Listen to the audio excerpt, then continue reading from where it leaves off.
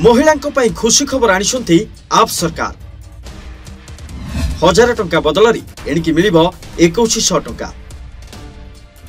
घोषणा हला महिला सम्मान योजना। दिल्ली विधानसभा निर्वाचन पूर्व बड़ घोषणा करछंती केजरीवाल। महिलांको पई खुशी खबर आनिछि आप सरकार। दिल्ली सरकार कार्यकारी करिथिबा योजना रे एणिकी महिलांको मिलिबो अधिक लाभ। आम आदमी पार्टीर संयोजक अरविंद केजरीवाल एक बड़ घोषणा करछंती। दिल्लीर महिला मानकु आप सरकार देथिबा प्रतिश्रुति वर्तमान पूर्ण होछि। केजरीवाल गुरुवार रे महिला सम्मान योजना घोषणा करछंती। ए योजना दिल्ली कैबिनेट बैठक रे अनुमोदित होछि।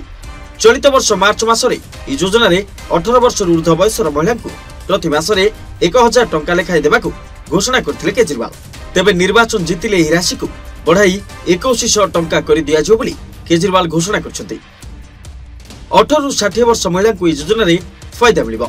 ए योजना अधीन रे सरकार प्रति मासरे 1000 टंका योग्य महिला अकाउंट को स्थानांतर करिवे। केवल एतिक नुहे, अरविंद केजरीवाल घोषणा करछंती जे निर्वाचन परे महिला मानकु 1000 टंका बदल रे 2100 टंका दियाजिबो। महिला माने ए योजना पई पंजीकृत करि परिबे।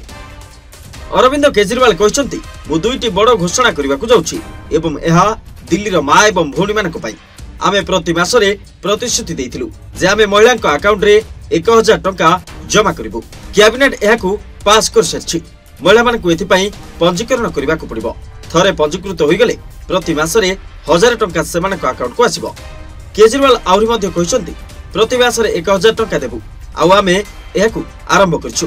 दिल्ली सरकार ए योजना आरंभ करछंती एवं आगामी 10 रु 15 दिन मध्यरे निर्वाचन विज्ञप्ति प्रकाश पाइबो। एही कारणरु निर्वाचन पूर्वरु टंका पठा जाय परिबो नाही, किंतु निर्वाचन पर आपनक खाता को 2100 टंका आसीबो। रजिस्ट्रेशन कार्ड निज पाखरे जत्न सहकारे रखंतु। जेमिति 1000 लागू करछि सेमिति 2100 टंका मध्य लागू करिवि बोली आप मुख्य सूचना दैछंती। Bureau report, deadline Odisha.